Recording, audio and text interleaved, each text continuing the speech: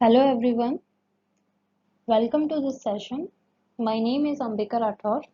I am a lecturer at Government Polytechnic College, Ajmer. आज इस session में हम इलेक्ट्रॉनिक सेकेंड ईयर डिप्लोमा के subject audio and video system के topic condensate type microphone के बारे में स्टडी करेंगे। इससे पहले वीडियोस में हमने माइक्रोफोन की बेसिक स्टडी की थी। देन हमने देखा माइक्रोफोन 4 टाइप का होता है, जिनमें से कार्बन टाइप माइक्रोफोन और इलेक्ट्रोडायनेमिक टाइप माइक्रोफोन के बारे में हम पढ़ चुके हैं। थर्ड टाइप है condenser type microphone. Condenser type microphone का एक दूसरा नाम है कैपेसिटर माइक्रोफोन। इसका basic principle capacitor type microphone capacitance की वेरिएशन के कंसेप्ट पर डिपेंड करता है।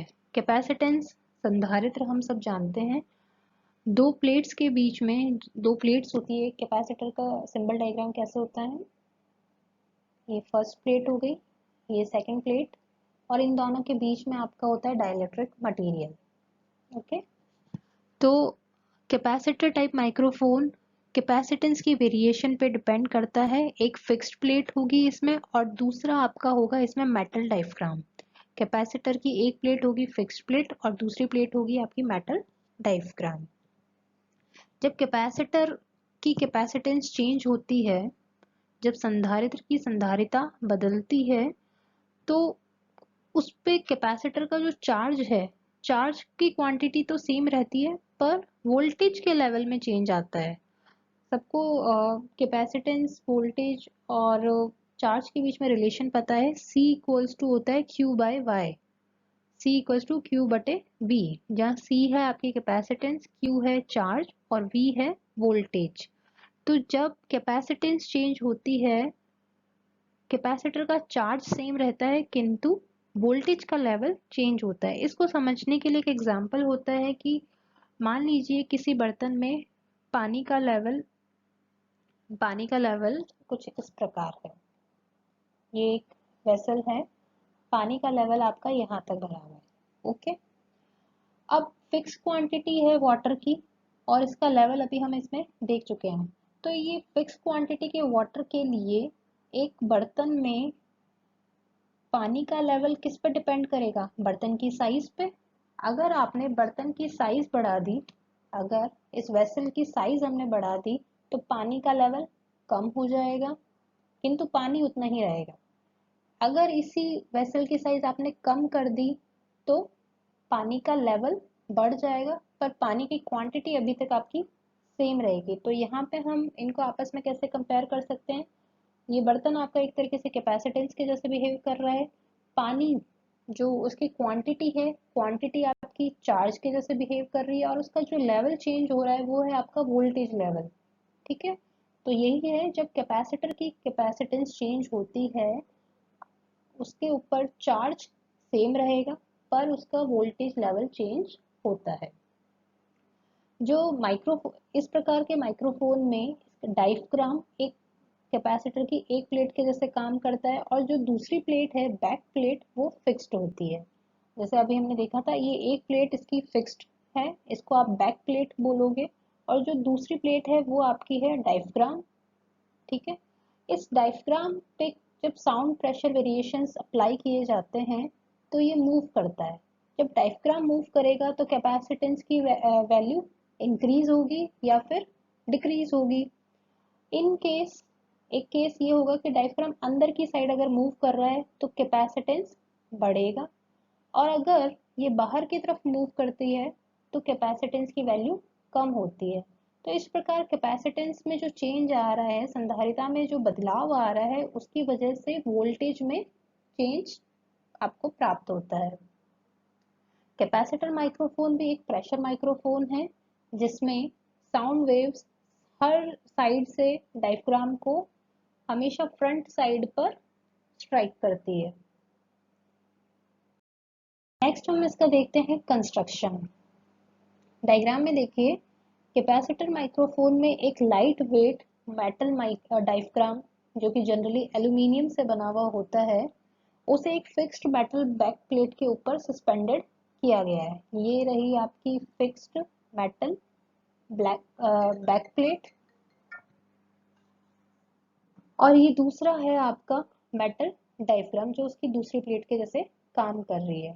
जो मेटल डायफ्राम है और जो फिक्स्ड मेटल प्लेट है ये एक दूसरे के बहुत नज़दीक है, और ये एक कैपेसिटेंस की जैसे काम करती है जिसकी वैल्यू रहेगी कुछ पिको फैरेड। Pico means 10⁻⁻12। अगर आपने इस पे 50 से 100 वोल्ट का एक fixed DC voltage back plate और मूवेबल डायफ्राम प्लेट के बीच में अप्लाई करते हैं तो इस कंडीशन में आपका डायफ्राम स्ट्रेच होने लगेगा। और ये कैसे आपकी बॉडी से कैसे अटैच्ड है, ये दो स्प्रिंग्स, इन दो स्प्रिंग की सहायता से ये इससे अटैच्ड है। ये जो दोनों प्लेट्स हैं हमेशा आपस में एक दूसरे से इंसुलेटेड रहेगी, इसके लिए हमने इंसुलेटर भी यूज किया हुआ है। और इस टाइप का जो माइक्रोफोन है इसकी कैपेसिटेंस लगभग 30 पिको फैरेड हमें प्राप्त होती है। जब आपने डीसी वोल्टेज यूज किया है 50 से 100 वोल्ट का और ये कंस्ट्रक्शन यूज किया है तो इस टाइप के कंस्ट्रक्शन से आपको लगभग 30 पिको फैरेड की कैपेसिटेंस का माइक्रोफोन प्राप्त होता है। तो वापस देख लीजिए, ये होगी आपकी मेटल प्लेट, फिक्स्ड प्लेट है ये दूसरा मेटल डायफ्राम है जो कि आपका मूव करेगा जब भी इस पे साउंड वेरिएशंस, जैसे मान लीजिए यहाँ पे आपका साउंड वेव की वजह से जो भी प्रेशर वेरिएशंस है वो इसी मेटल डायफ्राम पे अप्लाई होंगे। जब इस पे अप्लाई होंगे तो ये मूव करेगा या तो अंदर या फिर बाहर, इसके अकॉर्डिंग इनके बीच की ये डिस्टेंस चेंज होगी। ये कैपेसिटर की एक प्लेट है, ये कैपेसिटर की दूसरी प्लेट है, इन दोनों के बीच की डिस्टेंस हम मान लेते हैं स्मॉल डी। इन दोनों के ये जो बीच की डिस्टेंस है ये है स्मॉल डी। जब मेटल डायफ्राम में मूवमेंट हो रहा है तो इस स्मॉल डी की वैल्यू कम या ज़्यादा होगी जिसकी वजह से आपकी कैपेसिटेंस बदलेगी, और कैपेसिटेंस बदलने से अभी हमने देखा कि वोल्टेज में भी चेंज आएगा। तो वर्किंग ये है, साउंड वेव्स जब डायफ्राम को स्ट्राइक करती है, उससे टकराती है तो डायफ्राम में मूवमेंट होता है।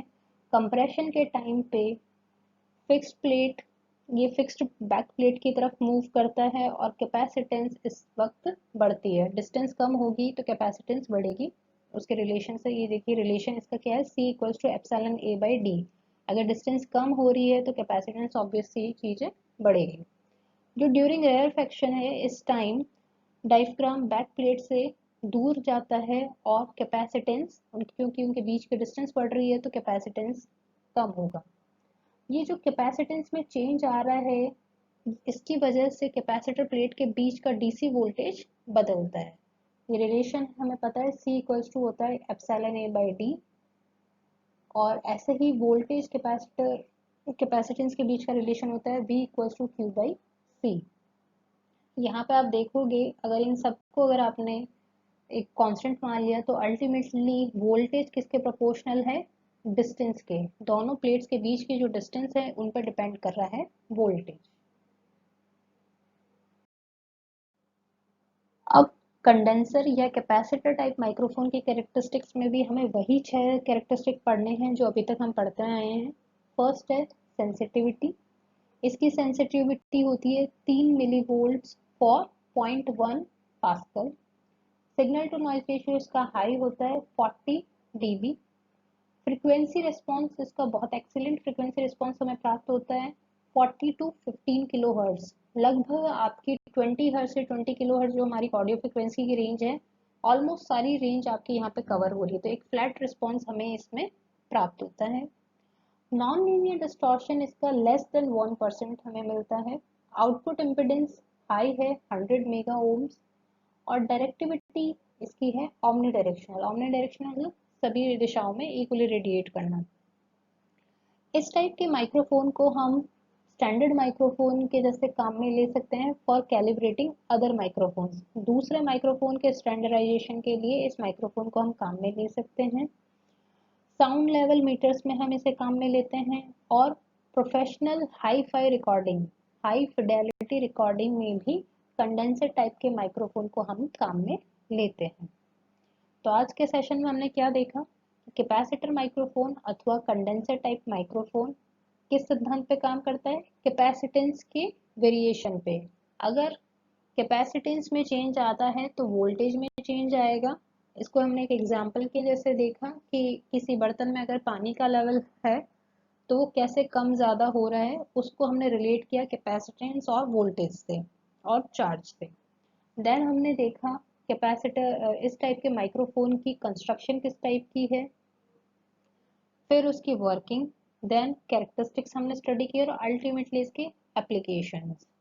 इसके लिए इस टॉपिक के लिए मैं आपको आरजी गुप्ता बुक रेफर करूंगी, प्लीज़ उसे पढ़िए और अगर कोई डाउट आता है तो आप ज़रूर पूछिए। Thank you so much.